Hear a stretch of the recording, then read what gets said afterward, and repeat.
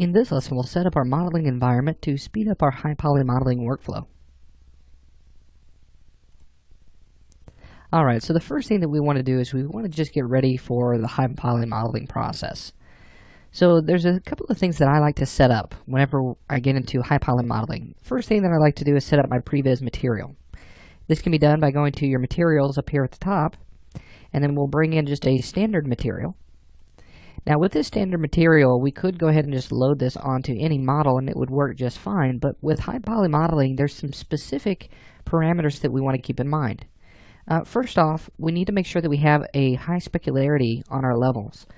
So that way we can see the form of our high poly model and we can distinctly see where the highlights are, if they're too tight or if they're too loose. And it's just going to make things much easier. So to get started with this, let's go ahead and rename it to previs. Okay, you can spell it however you like. That's usually how I spell it. And with this, let's go ahead and change our color by clicking on our diffuse swatch. And I like to make it a little bit of a darker gray.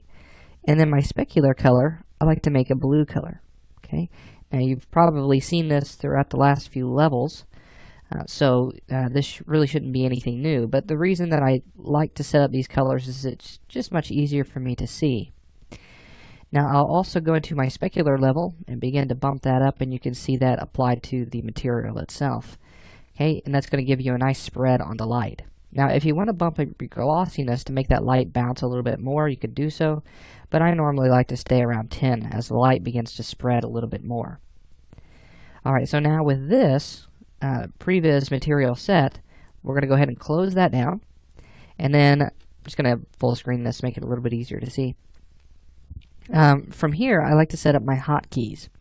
So these are going to be some custom hotkeys, and you don't necessarily have to do this if you don't want to. I want to show you how this process works because it does make things go a little bit faster, and we'll use these as we go throughout the course.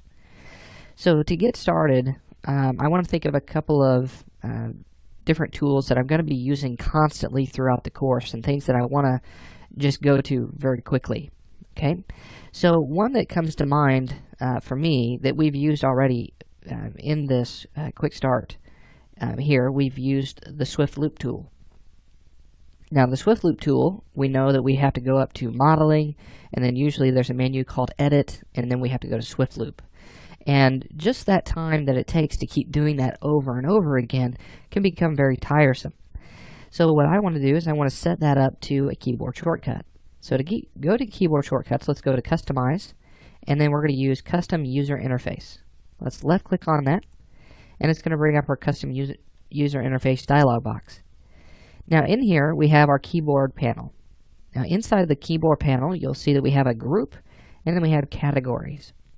Now the first one that I want to go to is I want to find the Swift Loop tool. And you could go through this entire list, and you could find it very easily, but I'm going to show you a way to narrow it down. So instead of just going through all the commands, as that's a very long list, I'm going to go down to Poly Tools. So it's in alphabetical order, and you'll see Poly Tools right here. Once you select that, it's going to reduce that list. And then I can start to go through these tools. And if you find some tools that are very helpful to you, and you want to apply a keyboard shortcut, you can do so. But we're just going to go to the Swift Loop tool. So we're going to scroll down, and should be in alphabetical order, and there it is. So there's Swift Loop. Now with Swift Loop highlighted, we're going to come up here to the hotkey, and we're going to insert a hotkey. So you will do just like you would in the actual viewport itself. So with Swift Loop, what I want to do is I want to use the hotkey Control, Shift, and S. You'll see that it's not assigned to anything, so this one is safe to use. Whenever we're ready, we'll go ahead and hit Assign, and you'll see that that has been assigned here. Let's go ahead and move on to our next keyboard shortcut that I want to use, and this is going to be Show End Result. Now whenever we apply Turbo Smooth to our modifier, I'm constantly using that Show End Result, and I want to be able to turn that off and on as we go throughout the modeling process. It can make things so much easier. So let's find this one. So this one's going to be found under the modifier stack category. So we're going to go back up to modifier stack, and you'll see that this list is much shorter. And here you can already see that we have some keyboard shortcuts already set up. So we have our sub-object levels, 1, 2, 3, 4, and 5 for vertex, edge, border, polygon, and element. But here, in this, we have show end result. Now with show end result, I'm going to use a very easy keyboard shortcut. I'm going to use 9 on the keyboard. Now you'll see here that it says it's assigned to advanced lighting panel. And I don't really use that very often, especially when I'm modeling. So I'm going to go ahead and hit assign to that, and it's going to replace that that keyboard shortcut that it was assigned to previously. Alright, so now we want to go ahead and we want to do a couple more. I'm going to be using constraints quite a bit whenever I'm modeling. So if I'm trying to just readjust the topology, I want it to constrain to the existing topology. So I want it to constrain to the edges or to the polygons and things like that. So here I'm going to go ahead and go to ribbon, and I'm going to go to modeling. Now under my ribbon modeling, I have constraints. And you can see here I have constraints edge, face, none, and normal. And I'm going to go ahead and create all 4 of those. So on constraints none, I'm going to go to my hotkey, and I'm going to hit Control 1. This is assigned, but I'm going to go ahead and just replace it. Let's go to edge, constraints edge, and I'm going to hit Control 2. So the way I'm thinking about this here is if I want to go to edge mode and I want to constrain a vertex to the edge, well, edge mode, to switch to that, the hotkey is 2. So I'm going to use Control 2 to constrain it to the edge.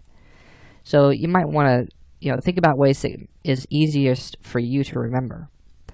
Next is going to be our face. So I'm going to hit Control 4 on this one. That's not assigned. I'll hit assign, and then finally Control normal. Or actually I did Control 3 on this one. Let's replace this. So Control 3 and assign. And let's go ahead and let's remove that. And then let's reassign. So Control 3 and then assign. Now we'll go to Control normal, Control 4, and assign. There we go. So 1, 2, 3, and 4. Now another tool that I use is the extend tool, and that's under our freeform modeling tools. But again, this is going to be under the poly tools. So we'll go back up to the poly tools, and this is going to be under polydraw extend. So here's polydraw and there's extend. So if you'll remember, extend was a great way for extending out geometry, and you saw that in the last level. Okay, so with this one, I'm going to hit Control, Shift, and Alt, okay, holding all 3 of those down, and then X for extend. Okay, so I'll assign that. And that has been assigned there. And then we have one more that I like to use quite a bit, and this is checking for overlapping vertices. So this one is going to be found under X view. That's going to be at the very bottom of our categories list. And here you'll find overlapping vertices checker. And let's go to our hotkey, and we're going to hit Alt and V for vertices. So just check my vertices. So once we have all of those assigned, and if you want, you can go through that list. You can say, oh, I really like this one. I use this one quite a bit. I use that one quite a bit. You can reassign those keyboard shortcuts however you see fit. Now, whenever you do this, I like to create a little list of the keyboard shortcuts that I've already set up. Okay, and this just kind of helps me to get used to those keyboard shortcuts. And this is just for custom keyboard shortcuts. Now, the next thing that I like to do after I've created that list is I like to save this custom user interface. So we'll come up here and we'll hit save. And right in your 3ds Max files, you'll see that I've already created a file for you. And this is High Poly Modeling UI keyboard shortcuts. Okay. So with that, I'm just going to hit save. And I'm going to overwrite it. I guess I could have just left it the way it is, but either way is fine. Now, if you want to go back to the regular view, you can always hit reset and it will go back to the original keyboard shortcuts. And then if you want to load that at any other time, you can simply hit load. Alright, so that's our keyboard shortcuts. Let's go ahead and hit close on that. And then we want to set up one final thing, and that's going to be our modifier sets. Now, modifier sets are really great because instead of going through the modifier list and going up and down that every couple of minutes in every single lesson, we can just create some buttons that will live right here underneath our modifier stack or above our modifier stack. So to do this, let's come right here and say configure modifier sets. Let's go ahead and hit configure. And here you can see that you have a list of modifier sets that are already created for you. Now some of these may not be the best, okay, for you and what you're looking for. So what I want to do is I want to create a brand new one. So you can choose any one of these if you like, and I'm going to create 6 new buttons here. And so I'm just going to drop this down to 6, and then we have these original modifiers that are in here. But notice our sets, it's blank right now. We want to go ahead and leave that blank until we're ready to save it out. So I'm going to drag and drop these out. So now we just have empty buttons. Nothing has been assigned to those. Now what I want to do is I wanted to actually assign buttons to these. So the first one that I'm going to assign is the symmetry modifier. And you're going to find this under the max standard modifiers. So we'll come in, we'll find symmetry. I'm going to drag and drop that right on the first one. The next one's going to be shell, which is just above that, and we'll place that underneath. And then below that, we're going to put turbo smooth, as this is going to be the one that we use quite a bit, especially during high poly modeling. And then the next 3 are going to be modifiers that I'll use occasionally, but they are very important as they do come up pretty often. So the next ones are going to be under the, I believe, let's see, poly, trying to think of what it was, max additional, I believe. And I'm actually looking for edit poly. I think I may have missed it already. Ah, there it is, max edit. So this is going to be edit poly. I'm going to drag that over here. And then the next one's going to be edit normals, and this is going to be under the max standard. So edit normals. This is going to help us with smoothing groups, and it helps us in a little bit of a different way. And then finally we have Xform, and that's going to be under the max standard as well. So these 6 I want to use. Now whenever I want to use these in a list, I'm going to come up here and give it a name. So I'm going to call this high poly modeling set. And then I'll hit save, and then OK. Now to show these on your UI, you need to go to the configure modifier sets and hit show buttons. And you'll see that those buttons have been listed here. Now if you don't see your list, you need to come down here and you should see a list of the different modifiers. Notice the arrow next to the one that is highlighted. So if I go to animation modifiers, it'll show those. And then if I go back, I can go to high poly modeling set, and there's my custom set. Now at any time, if you find that you want to add more, you can simply add more buttons, and you can drag and drop, and then all you have to do is hit save after you have input the name again. Okay. Alright, so let's just hit OK, and we are now ready to go. So in our next lesson, we're going to get started, and we're going to start learning how to block out the basic shapes of our handle, and then we'll start to explore on how to use the modifier Turbo Smooth. So I'll see you then.